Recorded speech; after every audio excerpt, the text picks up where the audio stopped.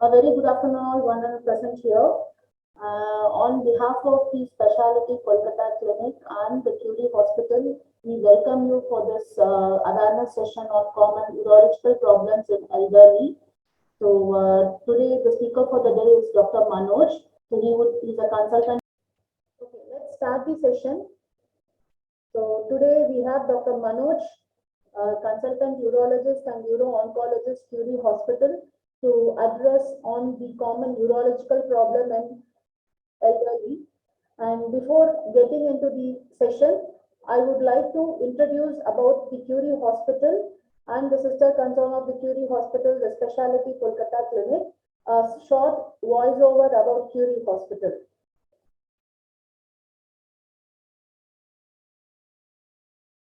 Welcome to Curi Hospitals, where robotics enhances a human touch. Established in 2018, Curi is located on OMR at Thoraipakkam.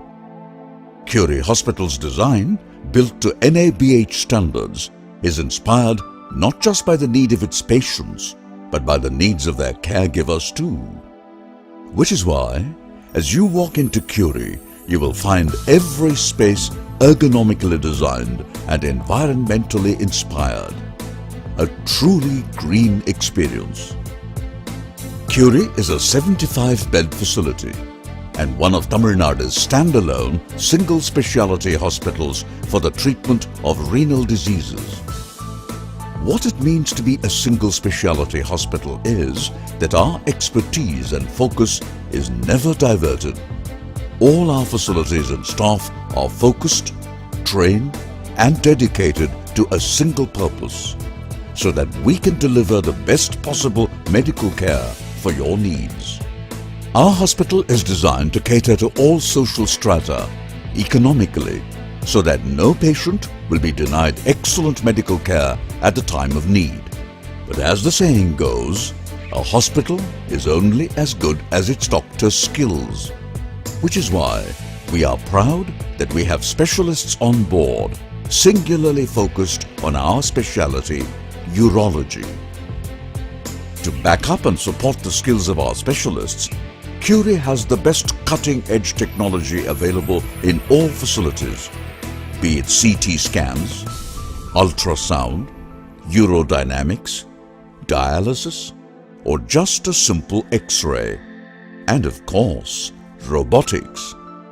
This ensures that every patient will get the best care with the best technology to back it up. Curi also has a plethora of the best qualified doctors who combine medical expertise with experience. What enhances this expertise is our new robotics technology, which adds a new dimension to assurance and reliability.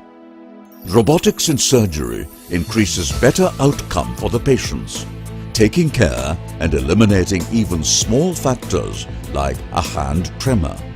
Curi has invested heavily in this new age technology, and the results have been remarkable. With a commendable success rate, we are already heading towards being a reckoning force in urology in India. Now let's step back a minute and think. Technology and skills apart, a hospital has to be about being humane, which is why our CSR program supports and houses the Indian Prostate Cancer Foundation and the Dementia Daycare Center, with specially designed spaces for both.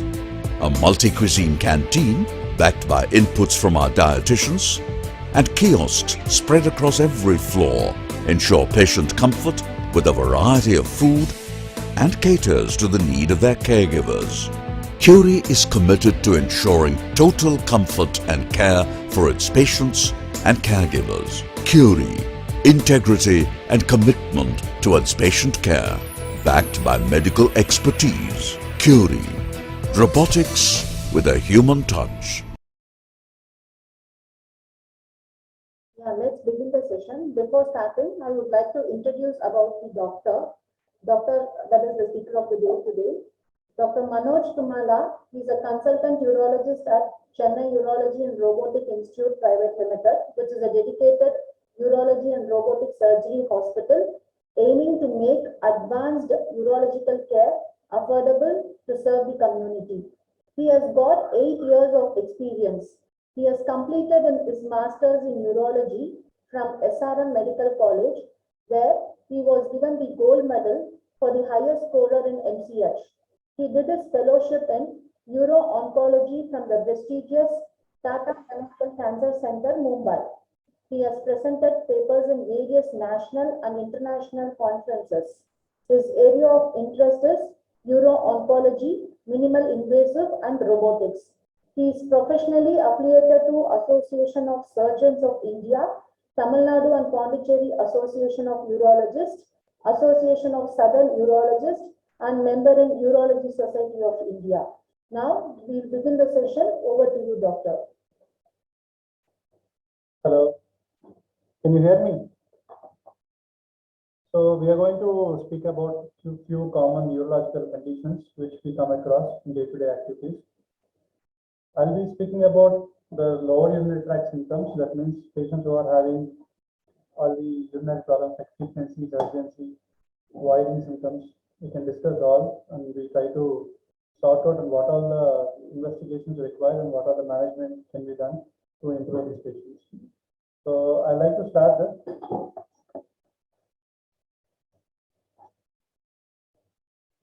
So whenever we talk about the lower urinary tract symptoms, it consists of multiple signs and symptoms, which are frequency, urgency, and nocturia.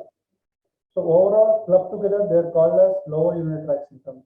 So we need to find out what is the main cause which is causing these symptoms. Few patients, particularly in elderly male, they may present with weak stream of urine. Sometimes they strain to pass urine. And whenever they try to pass urine, it won't come immediately. There will be a slight lag that is called as hesitancy. And when they start the urine will come drop by drop. This is called as intermittency. And after voiding urine also, they will have some amount of urine left in the bladder. That sensation will be there for them. So that is called as incomplete voiding. So all these clubbed together, they are called as lower urinary tract symptoms, particularly seen in elderly male patients who are more than 60 years. So when these patients present to our clinic, so we'll be evaluating them properly to find out what is the cause. And some patients may present with nocturia. So usually they say more than 2 times when they pass urine in the night, that is abnormal. Less than 2 times or up to 2 times are normal. So any patient who passes up to 2 times of urine, they're not having any nocturnal problems, but more than 2 times, which can cause sleep disturbances. So all this should be treated so that they have a good quality of life. And few patients may present with urinary retention, that means complete stoppage of urine. So when they have complete stoppage of urine, it can be of 2 types. Whether the urine has stopped immediately, like patients who are having symptoms for 2 or 3 days, and suddenly the urine is stopped, or patient is having a long time problem, years or months together problem, and they presented with complete stoppage of urine. That is called as chronic retention. Usually how we differentiate is acute retention. When they come with a short history, 1 or 2 days of history, and they came with retention, that means stoppage of urine. Usually they present with pain. They'll have lower abdomen discomfort because of the bladder getting distended. Bladder is getting distended, so they'll have little amount of pain. Whereas chronic retention patients who are having this problem for long time, they don't have pain. So they came with fullness of abdomen region. Once we catheterize this patient, more than 1 liter of urine will be drained in chronic retention. Whereas in acute retention, it will drain around 400 to 500 ml. So that's how we differentiate between acute and chronic retentions. Some patients, particularly female patients, they may present with incontinence. That means whenever they try to cough, whenever they try to get up, whenever they try to lie down, or when they try to laugh, so those patients sometimes may present with urinary leak. That is called as stress urinary incontinence, because it happens due to the low pelvic floor muscles will be very weak. So in those patients, there can be a little incontinence can be there, and few patients can present with urge incontinence. That means they have urinary sensation. They have urinary sensation, but before going to bathroom, During the on the way itself they leak. This is called urge incontinence. Sometimes it is a combination of both stress urinary incontinence, that means when they cough they will leak, and apart from that, when the urgency is also there, they will leak. So that is called as mixed incontinence. So all these incontinence are more commonly seen in female patients because during the childbirth and weak pelvic floor muscles due to estrogen deficiency, the pelvic floor will become weakened. So when it is get weakened, no, so all these patients will present with some amount of urinary incontinence, which can be treated. Most of the females won't present to OPD because they feel that this problem is having some social stigma. So most of the female patients won't come to OPD with this problem unless it is very bothersome. But if they come in early stages, it can be treated without medication itself by doing a simple exercise. And some patients rarely may present with hematuria, that means blood in the urine. So whenever there is a blood in the urine, people will panic whether there is any cancer or not. But usually all blood in the urine cases, most of them are UTIs, urinary tract infection. Then only the cancer will come. Most common is urinary tract infection only.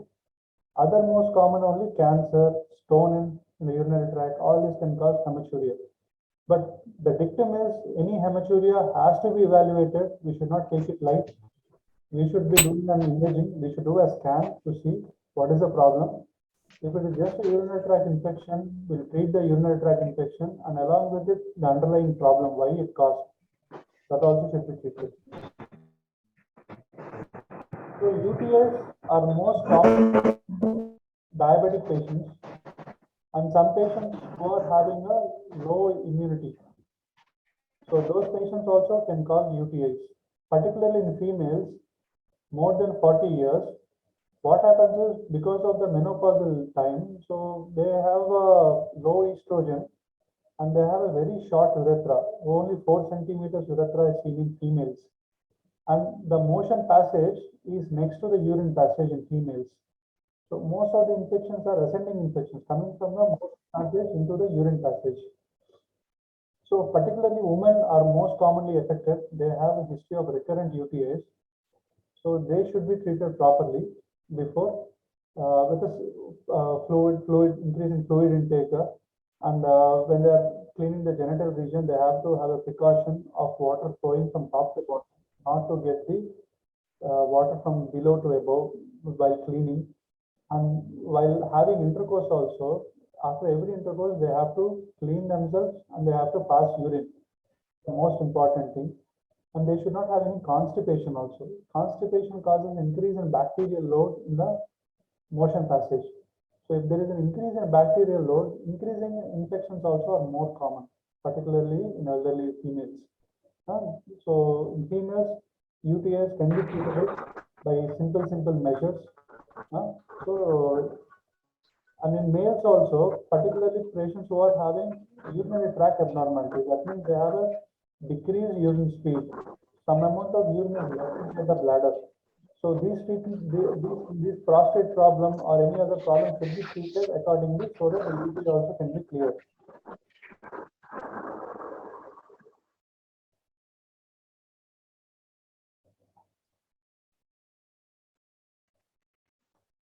So what is BPH? BPH is nothing but benign prostate hyperplasia whenever an elderly male above 60 years. Prostate will be increased throughout your life, particularly in elderly male. This prostate will cause urinary tract obstruction. Whenever the bladder is trying to pass urine, the prostate is enlarged and causes obstruction in the urine passage, which causes all the symptoms which I have mentioned before. That means incomplete voiding, low urine flow, frequency, nocturia, urgency. Some patients may present with post-void dribbling also. So all these clubbed together, most commonly seen in elderly male, most common cause is BPH, which is prostate hyperplasia, age-related enlargement of prostate. So basically, it is not a disease which can cause any death or which can cause any morbidity, but what it can cause is decrease in quality of life. So because of this problem, most of the patients won't go out to the functions, they can't go out to any mall, they can't socialize themselves, they can't go to anywhere because they feel that if urine comes, they don't know where they'll go, where there'll be a restroom. They feel that they may pass urine without knowingly, which can cause social embarrassment. So all these things are related to quality of life issues. So this should be treated by giving this questionnaire at how frequent are the symptoms and how is their quality of life. Based on this only, we'll treat the patients. If the symptoms are there which are not causing any quality of life issues, those patients can be treated with medications. After taking medications also, still the symptoms are persisting and causing a decreased quality of life, then only we will opt for surgery. Unless otherwise patient asks that he is having issues, is not able to go and socialize, he is having a decreased sleep, then only we will opt for surgery. Otherwise, always these patients can be managed medically.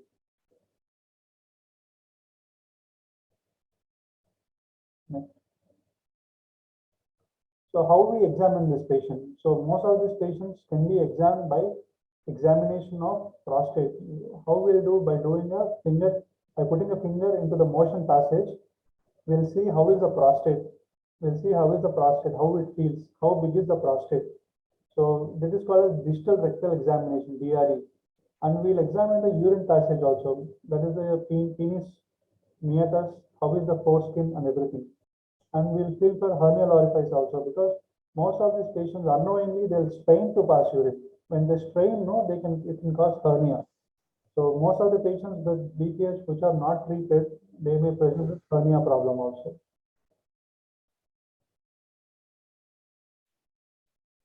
So other investigations like urine analysis to see whether there is any pus cells infection in the urine.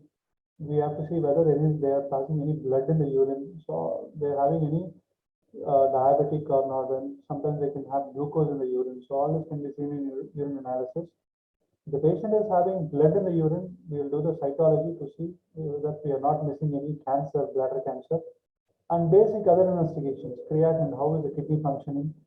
PSA is mainly done to see the prostate specific antigen is mainly done to see whether they're having any cancer prostate. Uroflowmetry is mainly to see how is the urine speed per second, how much urine they are passing. That I'll explain in the coming slides. So this is called as the uroflowmetry. This is done with a small machine which is kept in the bathroom. So when the patient passes urine, so how much amount of urine is passed, at what speed he passed urine. After passing urine, how much amount of urine is retained in the bladder. All these three components are important to see how much the patient requires treatment or not. So usually the normal is like a bell-shaped curve. The first curve which is seen is the bell-shaped curve, that is a normal curve. If the patient is having BPH, they have prolonged voiding. They will void for a long time, but the speed won't be that much. The speed will be comparatively less. It is commonly seen in age-related prostate enlargement. There is another condition called stricture. In this, there is a narrowing in the urine passage area. That can also cause a similar problem. The speed will be decreased. They'll have a prolonged voiding time. So they also have the similar symptoms of all the conditions which we've seen in prostate enlargement. So we do an ultrasound to check how is the prostate size, how is the bladder, is he having any stone in the bladder, any growth is there in the bladder, any cancer is in the bladder. All these things will be checked by doing a simple ultrasound. It is mandatory. The initial investigations when the patient comes with all these symptoms. So when the BPH patient is evaluated with his ultrasound, uroflowmetry, with a questionnaire, so depending upon his symptoms, so we have three options. If he is not having that much of symptoms, his urine flow is good, prostate is only minimally enlarged, we can wait and see. If the patient is having minimal symptoms, there is an amount of residual urine. After passing urine also, there is a little amount of urine which is left inside the bladder. And symptoms are not that bothersome.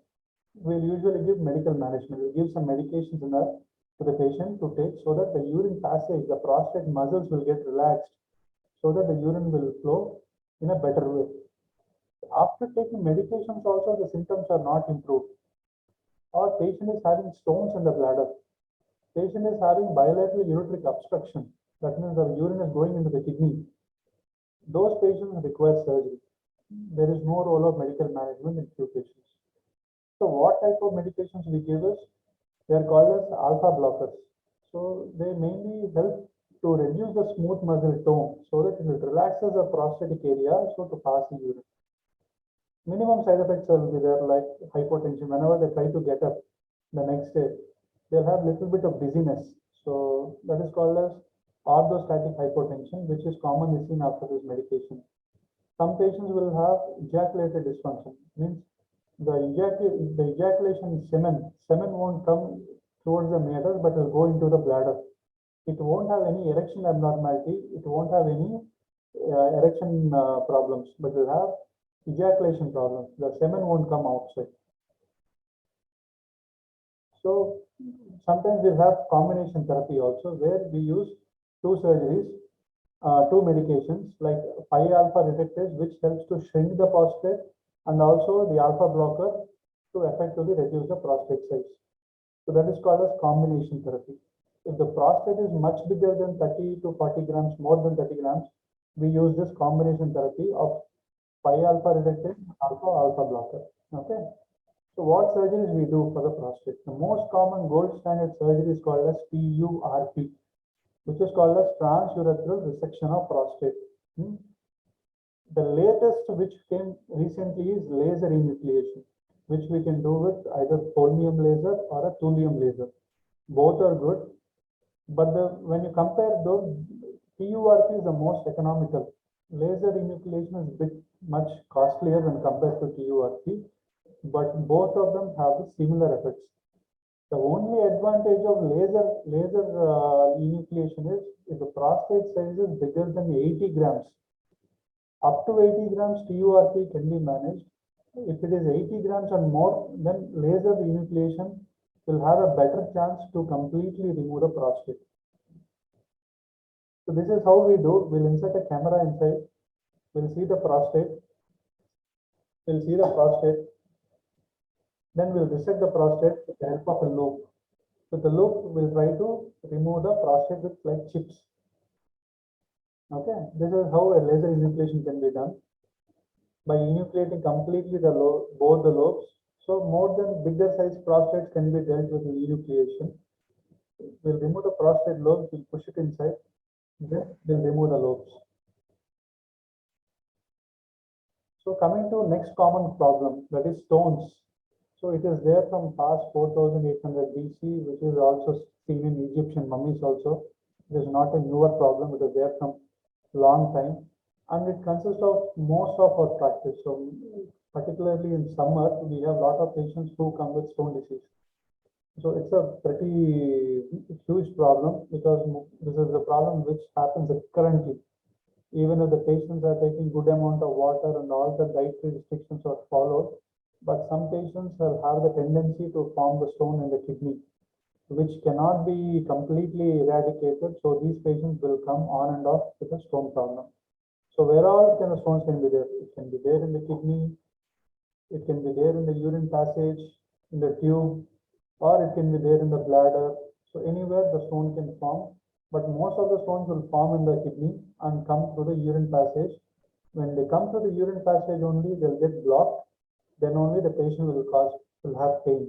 Whenever the stone is formed inside the kidney, they don't have any pain. But when it comes into the urine passage, it causes a blockage, then only it causes pain. The most common stones are calcium stones only. Other rarely are uric acid and other type of stones. So I'll tell you the importance of this composition, because they help in what diet to be followed, we can know. Most of the patients will present with dull aching pain. They have a pain in the loin region. Particularly when they have this acute pain, they have nausea and vomiting also. And the pain will be intermittent. Whenever there is a sharp pain, and after that, or half an hour or 40 minutes, there won't be any pain. Again, they'll have a sharp pain. So it is intermittent in nature. Sometimes it can cause blood in the urine because of the rubbing of the stone to the urine passage, and it can cause recurrent UTIs also. So what we commonly do is ultrasound. Ultrasound helps to see which kidney there is a problem, and we'll know how big is the stone, exactly where is the stone has stopped or stuck and causing pain. And if the ultrasound is not able to pick up the stone, then we'll do CT scan to confirm the stone size and location of the stone. So this is a plain X-ray where you can see a stone here stuck in the ureter. Kidney will be somewhere here. Urine passage will be like this, ureter. It will come and join the bladder here. So it is stuck in the upper ureter. So this is called a screw-wide stone because it is a big stone which is occupying the entire kidney into all the calyces. So kidney has compartments. Inside the kidney, there are a lot of compartments. So this stone is occupied and the entire kidney is gone into the compartments also, you can see. So these are big stones which should be treated. Otherwise, the kidney function will be damaged. See, if you are not treating this much big stones, no, the kidney will get damaged because of the stoppage and blockage of the urine. See the normal kidney, how it looks. Because of the blockage of the urine passage, the kidney urine has reverse flow and it can cause dilatation. So what we do? So any patients who come with stone disease, we usually see what is the size of the stone and what is the location of the stone. And we usually give them IV fluids because most of the patients will present with vomiting. They won't have any water intake. They'll come dehydrated. So we'll start them on IV fluids. We'll give them painkillers, particularly NSAIDs, and we'll ask them to take bed rest because it will be a pain which is very sharp, which they cannot drive, they cannot do the regular work. So usually stones which are less than 6 mm, we usually wait for 4 weeks so that it will naturally pass. Most of the stones, at least I say 70 to 80% of the stones will pass naturally if they are less than 6 mm. More than 6 mm stones, they can pass, but usually more than 6 mm stones are very unlikely to pass. Because of increase in size, the ureter, the urine passage cannot accommodate these big stones to pass in the urine. So what we do is, if the patient is not having any fever, if the patient is having tolerable pain, if the patient is having normal kidney function, we usually wait for some time. We usually observe for 4 weeks. We'll ask them to come in between. If they have recurrent intolerable pain, we'll operate. If they have any fever, we'll operate.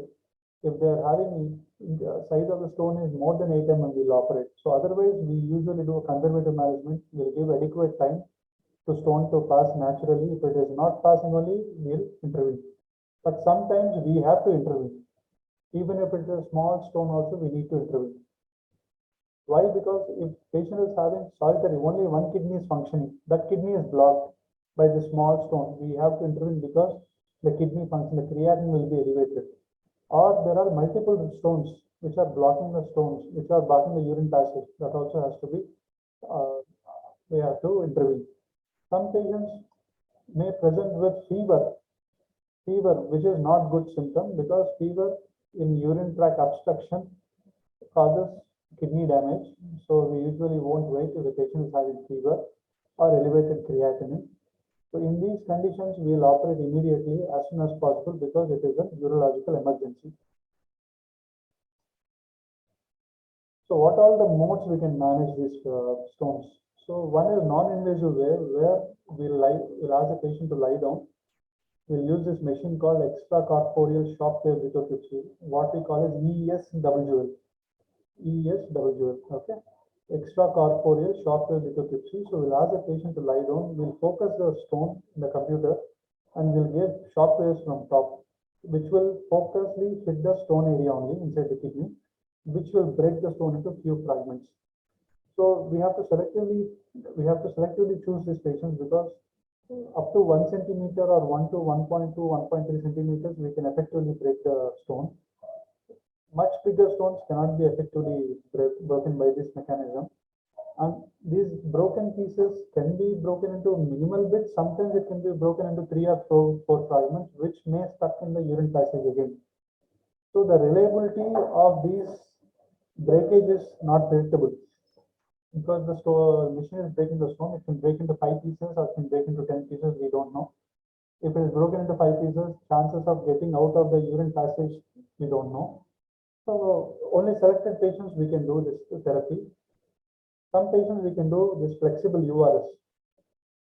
Flexible URS is nothing but if the stone is there inside the kidney, we'll pass a small flexible scope where we'll see the stone, we'll get the stone out of the kidney and keep it somewhere near to the scope. And we use the laser technology to break the stone into few fragments. And we will remove the stones by vision. Under vision, we'll remove the stones into bits and pieces.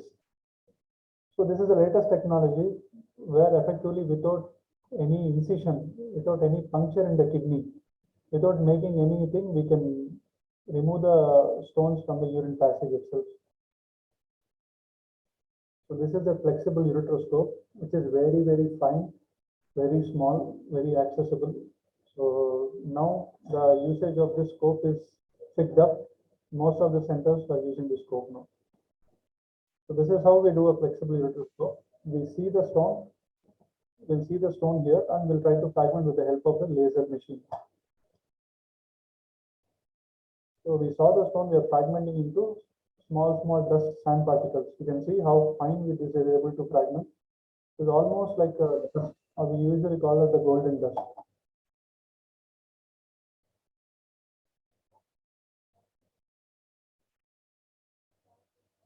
So the other technology, what we commonly do is PCNL. PCNL is where we make a hole inside the kidney by puncturing the kidney with a small needle, then sequentially dilate it to bigger sheet. We insert a bigger tube inside the kidney, where we can insert a scope inside. So this is how we puncture the kidney, and we'll insert a bigger scope inside, bigger thing inside, bigger sheet inside, so that we can see the stone and effectively break it into few fragments and take it out.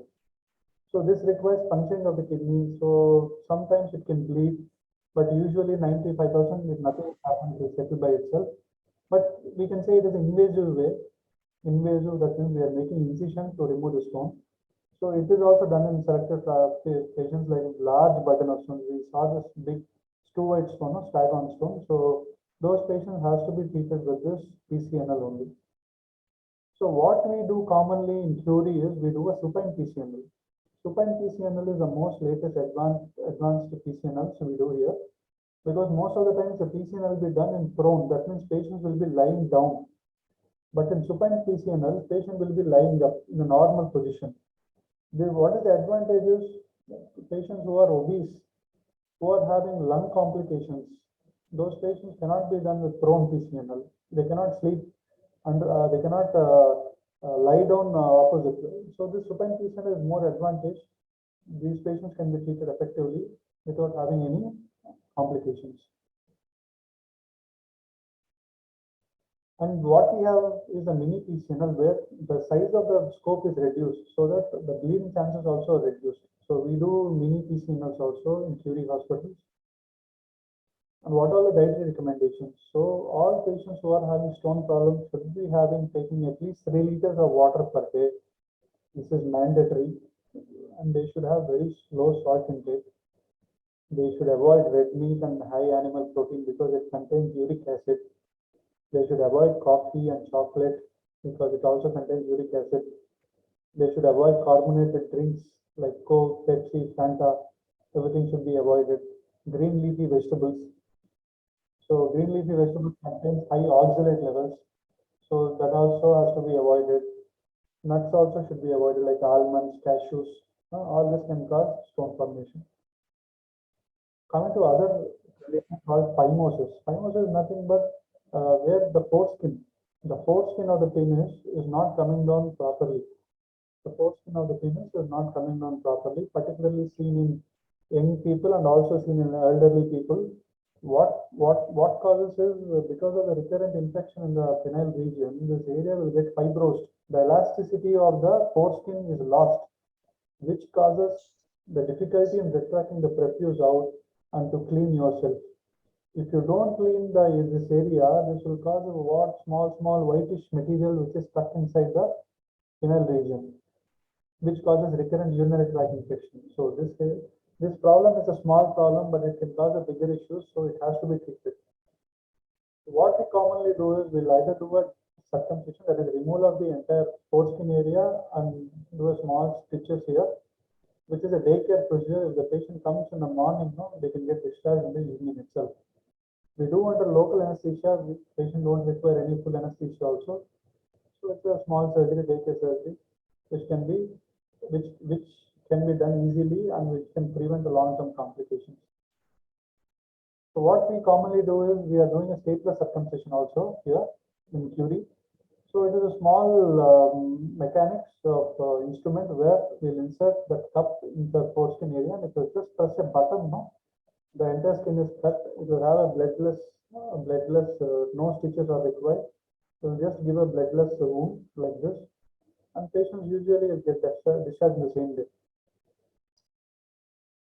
Sometimes, if the patient is having this phimosis, that is a fibrosis and loss of elasticity of the foreskin, if they try to clean the penis, they'll retract it forcefully. After retracting forcefully, the foreskin won't come out to normal again because it is too tight here. That time there will be a swelling here. The swelling will happen here. So this is an emergency where they have to come to OPD immediately. So this paraphimosis can be reduced under anesthesia, and these patients will require circumcision surgery later on. So coming to other conditions like malignancies, what we commonly discuss in urology is prostate malignancy, which is the most common malignancies in males. It is the second most common malignancy. Other malignancies are bladder and kidney malignancies. So how we get to know whether we are having a prostate malignancy or not? So patients who are more than 50 years of age should be screened, should be tested for PSA and distal rectal examination to see whether they are having any CA prostate or not. So this is mandatory.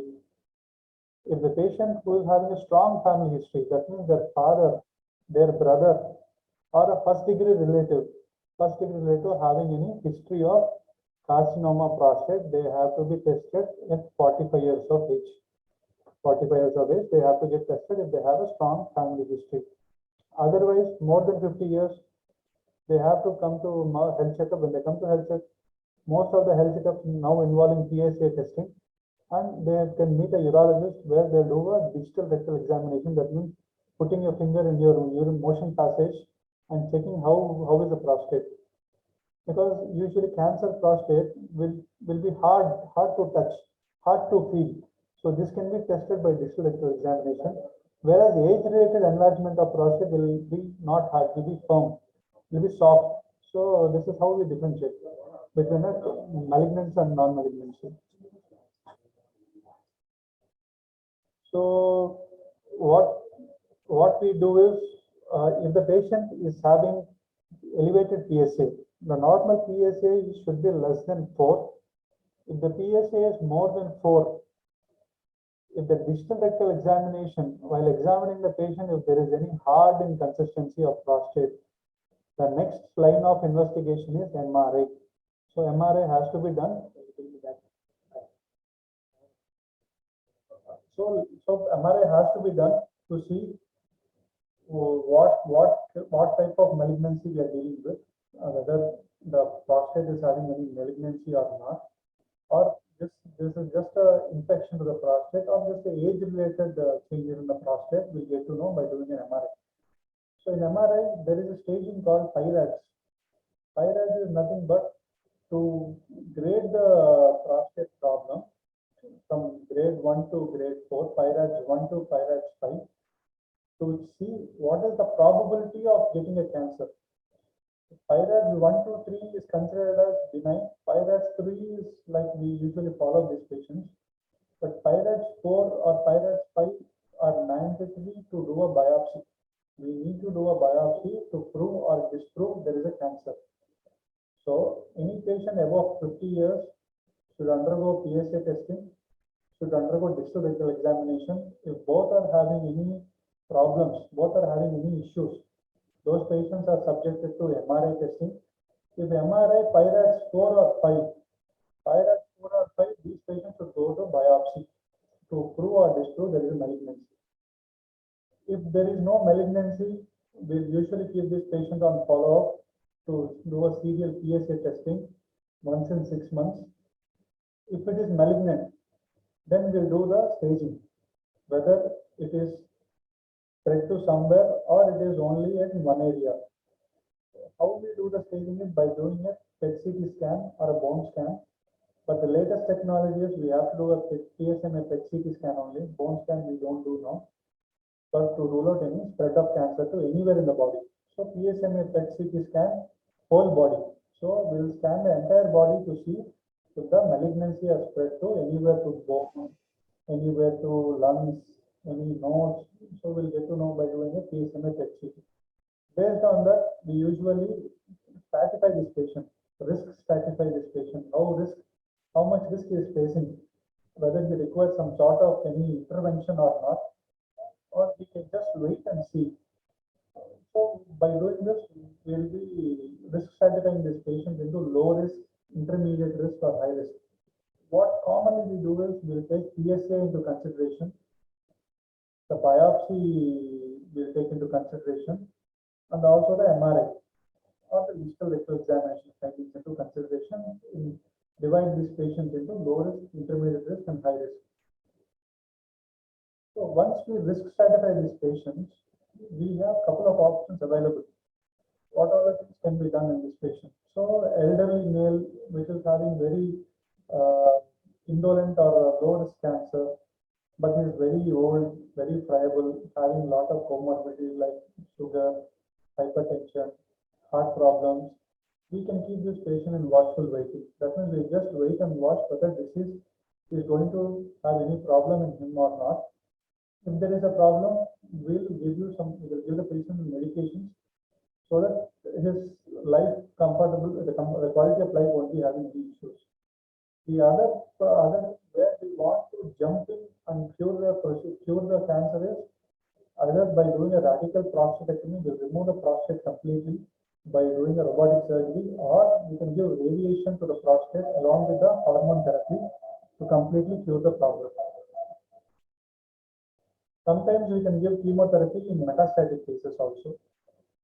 So in Curi, we have the robot system available. So we are the highest center in Tamil Nadu who does regular robotic surgery.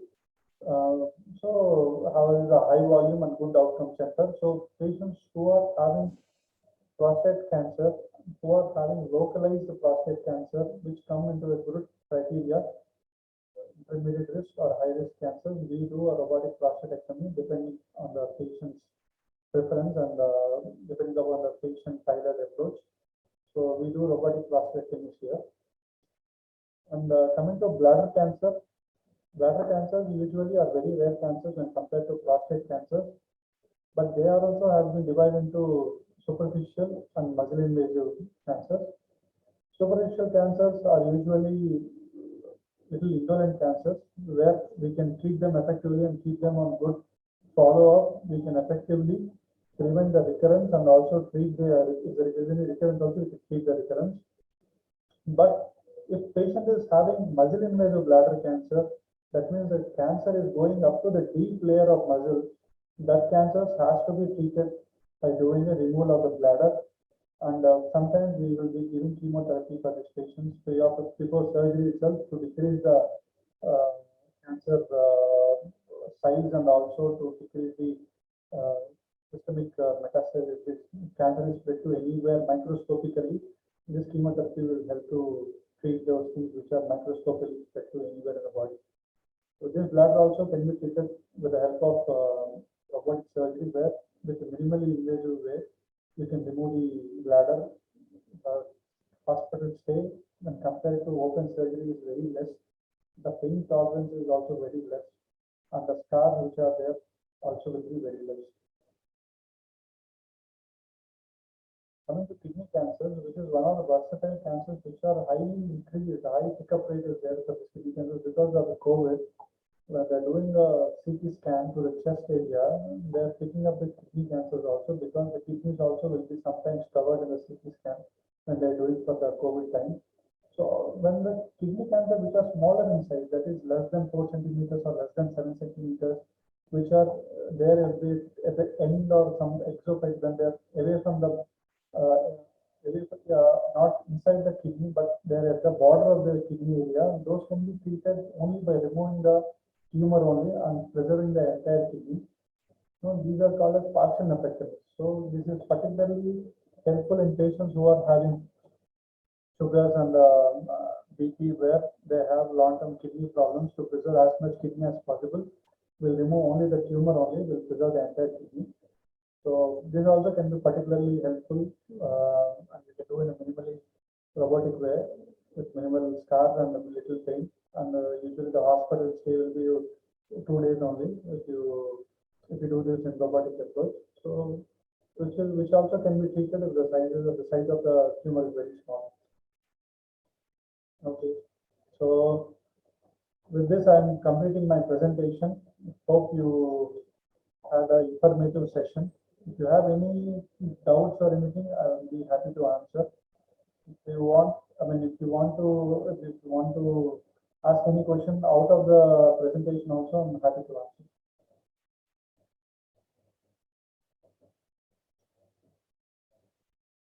You have any questions for the doctor? If you have any questions, you can ask in the chat box so that doctor will answer you.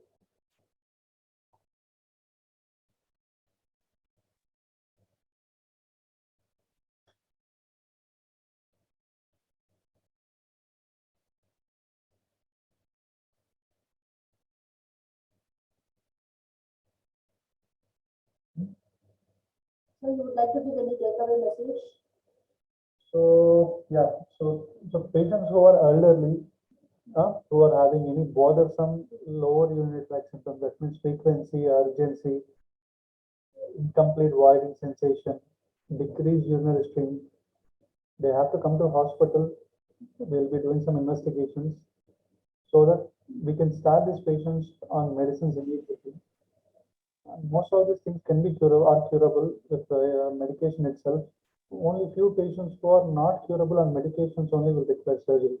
So don't hesitate to come to hospital when you have this bothersome UTI symptoms and which is causing your quality of your socialization problems. Or these things can be immediately tackled by minimal intervention by giving medication itself.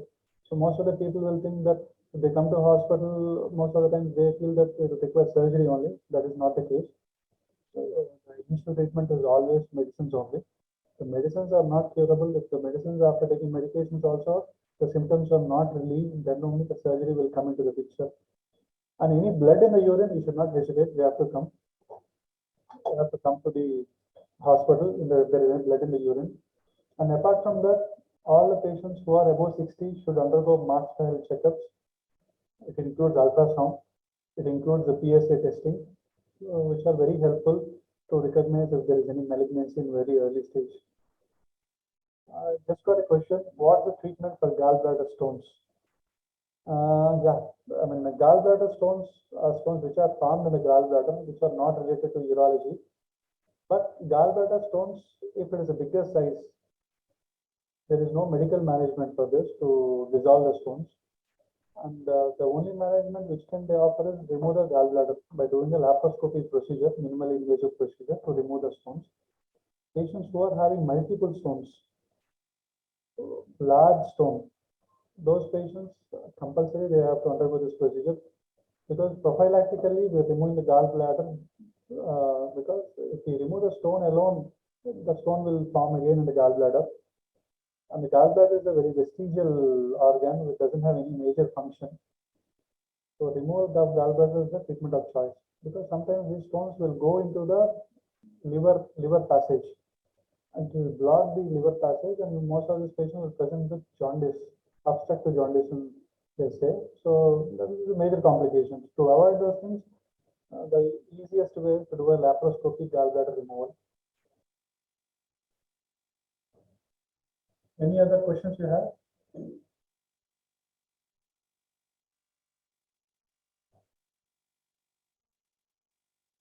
Okay, then thank you so much for listening. If you have any doubt, get back to us. We are always there to answer your questions. Thank you. Thank you so much, doctor, and thanks delegates for patiently listening to the session. And I would like to bring to your notice that Dr. Manoj, who spoke today, will be visiting the Speciality Kolkata clinic on 30th March. So if anybody would like to consult him directly, you can meet him there, in our Speciality Kolkata clinic located at Salt Lake, Sector 2. So thank you so much. Let's come to the end of the session. So I would, on behalf of everyone, the management, everybody, I would like to thank Dr. Manoj for spending his time, precious time to create a more awareness on common urological problems. And also, I would like to thank the entire team who was a great support to bring this event successful. Thank you so much, delegates, for spending time with us. Thank you so much. Let's end the session.